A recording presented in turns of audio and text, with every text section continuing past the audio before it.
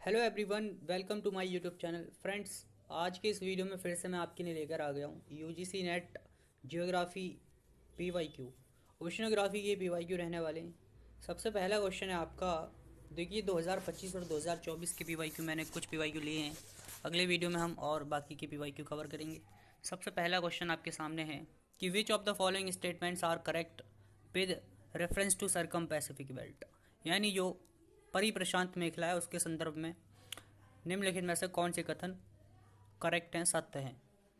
सबसे पहला है आपका, circum Pacific belt accounts about 80% of the active volcanoes in the of the world. तो साथियों, जो परिप्रशांत मेखला या सरकम पैसिफिक बेल्ट है, वहाँ पर सबसे अधिक वॉल्केनो क्या हैं, आते हैं। सबसे अधिक वॉल्केनो, और ये जो परिप्रशांत बेल्ट है या मेखला है, ये आपका पैसिफिक ओशन के चारों ओर किनारे किनारे पर क्या है, विस्तृत है। इसी कारण देखिए, एक्टिव वॉल्केनो होने के कारण इसको fire ring of the Pacific या fire girdle of the Pacific ocean कहा जाता है। तो इस प्रकार ए और बी ऑप्शन दोनों, ए और बी कथन दोनों करेक्ट हैं। और पता है ऐसा क्यों होता है? ऐसा क्यों होता है? क्योंकि यहाँ पर जो कन्वर्जेंट प्लेट हैं वो कन्वर्जेंट प्लेट्स वाला फीचर पाया जाता है। इसके अलावा जब जो सबडक्शन होता है, जिस प्रकार एक प्लेट दूसरी प्लेट के अंदर धंस जाती है, मैग्मा का निर्माण होता है और इस प्रकार ज्वालामुखी की उत्पत्ति होती है। तो ऑप्शन नंबर सी भी यहाँ पर करेक्ट हो जाता है। This zone is also none for divergent plate margin. तो ये कथन आपका गलत है, ठीक है, इसका यहाँ पर कुछ लेना देना है नहीं। तो A B and C, A B and C कौन से ऑप्शन में करेक्ट है आपके? ए बी एंड सी जो है वो आपका फर्स्ट ऑप्शन ही करेक्ट हो जाएगा, ठीक है, ए बी एंड सी। चलिए नेक्स्ट क्वेश्चन की तरफ बढ़ेंगे। नेक्स्ट क्वेश्चन पूछा गया है,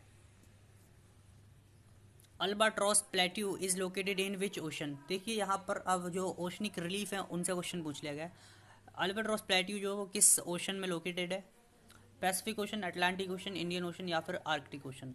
सो जैसे कि हमने पढ़ा था कि जो पैसिफिक ओशन है, सविंदर सिंह, आप पढ़ते पे आप पाएंगे कि उसमें साफ साफ लिखा है कि भाई जो पैसिफिक ओशन है उसमें इंडियन ओशन और अटलांटिक ओशन की तरह रिज नहीं पाए जाते, मिड अटलांटिक रिज नहीं पाए जाते, हालांकि कुछ बिखरी रिज अवस्था पाई जाती हैं।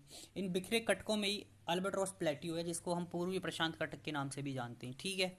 तो ये किस का भाग है? पैसिफिक ओशन का, ठीक है। ऑप्शन नंबर जो है ए आपका राइट हो जाता है। चलिए नेक्स्ट क्वेश्चन की तरफ बढ़ते हैं। Why is the Indian ocean region geopolitically significant.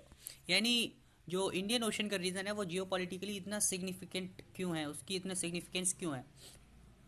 It connects major global energy trade routes. It has the largest landmass in the world. It is the only ocean with no international dispute. या it is entirely controlled by India. So यहाँ पर देखिए जो सही कथन है वो है it connects major global energy trade roots.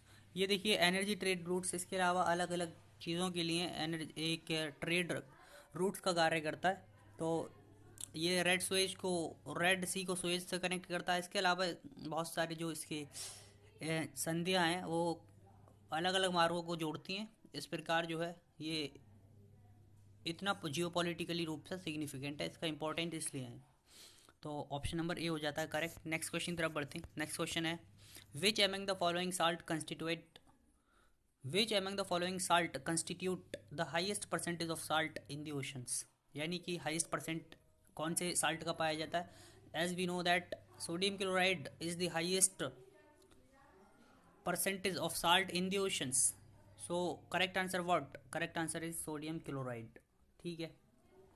Second highest कौन होता है आपका? मैग्नीशियम क्लोराइड, उसके बाद फिर मैग्नीशियम सल्फेट, कैल्शियम सल्फेट।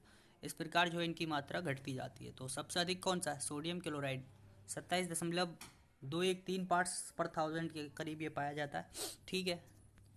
अगला question, the concept of sea floor स्प्रीडिंग।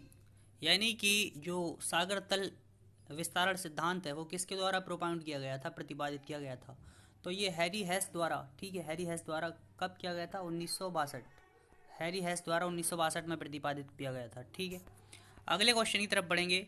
Choose the cold currents among the given ocean currents of the world. यानी यहाँ पर करंट दे रखी हैं, धाराएं दे रखी हैं, और पूछा गया है कि कौन सी कोल्ड है और कौन सी हॉट है। यानी कि हमें केवल कोल्ड छांटनी है, हॉट छांट लेंगे तो कोल्ड खुद ही छट जाएंगी।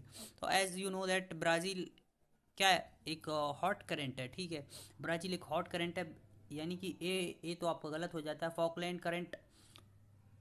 फॉकलैंड करंट, बेंगुला करंट और कैलिफोर्निया करंट। ये कैसी करंट है सब? ये आपकी फॉकलैंड, बेंगुला, कैलिफोर्निया, कनारी, क्यूराइल, लेब्राडोर, ये सब आपकी ठंडी जलधाराएं हैं, ठीक है। तो इस प्रकार बी, सी और डी तीनों कोल्ड करंट हो जाती हैं, B, C and D only, ठीक है। ये अगर ए भी पता होता तो आसानी से सॉल्व किया जा सकता था, क्योंकि ए 3 ऑप्शन में दे रखा है, एक में नहीं दे रखा। तो इस प्रकार B, C and D only, आपका बी ऑप्शन ठीक हो जाएगा। अगले क्वेश्चन की तरफ बढ़ेंगे। With regard to ocean salinity consider the following statements and choose the correct one. Average chlorinaty of the ocean is 19.2 parts per thousand या ppt।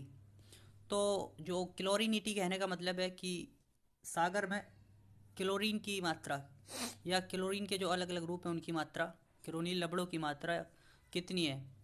19.2 parts per thousand या पीपीटी है। तो ये बिल्कुल करेक्ट ऑप्शन है आपका, करेक्ट कथन है, क्योंकि लगभग 19% आपका क्लोरीन पाया जाता है।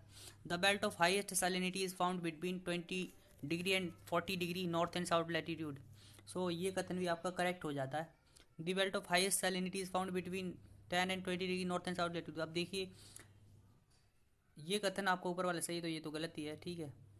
Distribution of salinity on the map is shown by means of isohalines. Option number D आपका करेक्ट है, क्योंकि जो अलवड़ता का वितरण है मैप पर, जब हम इसका अध्ययन करते हैं तो वो समलवण रेखाओं के द्वारा दर्शाया जाता है। बिल्कुल ठीक बात है। आइसोथर्म किसे दर्शाता है? तापमान को दर्शाता है। तो इस प्रकार हम आइसो लाइंस जो होती हैं उनके द्वारा अलग अलग फिनोमिनन का अध्ययन करते हैं, ठीक है। तो लवणता का अध्ययन आइसो लाइंस के थ्रू किया जाता है, ठीक है। इस प्रकार ए, बी और D, A, B and D कौन सा ऑप्शन में सही है? पहला नंबर, ऑप्शन नंबर ए हो जाता है correct, A, B and D, ठीक है। अगला क्वेश्चन देखते हैं। The dynamic theory of tides has been given by. अब देखिए टाइड से संबंधित जो थ्योरियाँ दी गई उनमें से क्वेश्चन पूछा गया कि जो गतिक थ्योरी थी, गतिक सिद्धांत था, वो किसके द्वारा दिया गया? तो इसका सही आंसर क्या है? लाप्लास, ठीक है। लाप्लास ने गतिक सिद्धांत दिया था, ठीक। आइजैक न्यूटन 1687 में गुरुत्वाकर्षण सिद्धांत के आधार पर क्या करते हैं? तार्किक व्यवस्था एक देते हैं टाइड की उत्पत्ति की, ठीक है। अगला क्वेश्चन देखते हैं। अगला क्वेश्चन देखिए करंट से पूछा गया है, ठीक है। अगला क्वेश्चन आपका करंट से पूछा गया है। Turbidity current, submarine density current, subaerial erosion, diastrophic. तो इसमें जो टर्बिडिटी करंट है एक आपका फर्स्ट हो जाता है। टर्बिडिटी करंट WM डेविस या विलियम मॉरिस डेविस के द्वारा प्रस्तुत की गई थी। Submarine density current, submarine density current जो है वो आपकी किसके द्वारा? हॉलीमैन, हॉलीमैन, ठीक है। और इसके अलावा जो आपकी सब एरियल इरोजन है वो JD डाना, ठीक है। और डाईएस्ट्रॉफिक डी का क्या हो जाएगा? दूसरा हो जाता है लॉसन। ऑप्शन नंबर ए यहाँ पर करेक्ट हो जाता है, ठीक है। चलिए अगले क्वेश्चन की तरफ बढ़ते हैं। अगला क्वेश्चन है where the Monterey submarine canyon is located. देखिए जो मॉन्ट्री सबमराइन कैनियन है ये विश्व की सबसे बड़ी कैनियन में से एक है, और ये कहाँ पर? कैलिफोर्निया के तट पर स्थित है, ठीक है। USA के कैलिफोर्निया तट पर स्थित है, ठीक है। तो ऑप्शन नंबर बी हो जाता है प्यारे साथी करेक्ट। अगला क्वेश्चन देखते हैं। Arrange the following major constituents of ocean water over 100 parts per million in decreasing order of their percentages, यानी इनको घटते क्रम में व्यवस्थित करना है। सबसे अधिक देखिए क्लोरीन पाया जाता है ए, उसके बाद आपके सोडियम ए सी दो ऑप्शन में दे रखा है, और इसके अलावा फिर आपका मैग्नीशियम आ जाता है, फिर सल्फेट्स आयन आते हैं। तो ए सी और D and B, option number कौन सा करेक्ट है आपका? ऑप्शन नंबर आपका सी राइट हो जाता है, ठीक है। ऑप्शन नंबर सी, ठीक है। अगले क्वेश्चन की तरफ बढ़ेंगे। With regard to the relief of Atlantic ocean which of the following statements are correct. तो कौन कौन सा करेक्ट है? The continental shelf of north Atlantic are broad and flat surfaced, यानी जो महातट हैं उत्तरी अटलांटिक के वो ब्रॉड हैं एंड फ्लैट सरफेस्ड हैं, चौड़े हैं और कैसे हैं? फ्लैट हैं।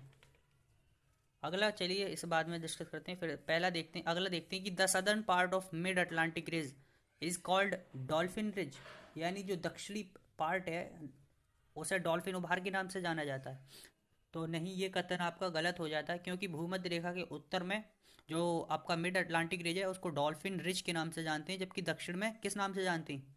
चैलेंजर रिज नाम से, चैलेंजर उभार नाम से जानते हैं, ठीक है, सॉरी राइज नाम से, माफ़ कीजिएगा। और अगला कथन है कि the submarine ridge located between northern Scotland and Ireland is called Wyville Thomson ridge. देखिए यहाँ पर जो आइसलैंड होना चाहिए था, स्कॉटलैंड और आइसलैंड के बीच जो है विबल टॉम्सन रिज कहते हैं, बिल्कुल ठीक कथन है, सी कथन यहाँ पर ठीक है। Beyond the Cape of Good Hope and the mid Atlantic ridge is called Atlantic Antarctica ridge. और to the north and south mid Atlantic ridge there are several transfer ridges. To the north and south of mid Atlantic there are several transverse ridge, बिल्कुल ठीक कथन है ई। तो यहाँ पर कौन सा कथन ठीक हो जाता है इस प्रकार? ए ठीक है, सी ठीक है और ई ठीक है, ए सी and E, A C and ई यहाँ पर आपका राइट हो जाते हैं, ठीक है। चलिए नेक्स्ट क्वेश्चन की तरफ बढ़ेंगे।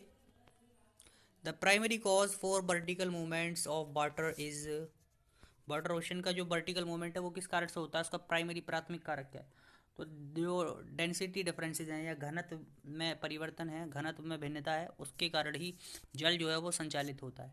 यानी कम घनत्व का जो जल होता है वो, कम घनत्व के जल, जब देखिए जल का घनत्व कम होता है, जल का घनत्व कब कम होगा? जब लवणता अधिक होगी। अब जब लवणता अधिक होती है तो जल का घनत्व कम हो जाता है, और इस प्रकार वहाँ पर जो कम घनत्व वाला जल है वो अधिक घनत्व वाले जल की ओर चलने लगता है, ठीक है, जल की आपूर्ति करने के लिए। तो डेंसिटी डिफरेंसेस यहाँ पर महत्वपूर्ण रोल निभाते हैं, ठीक है।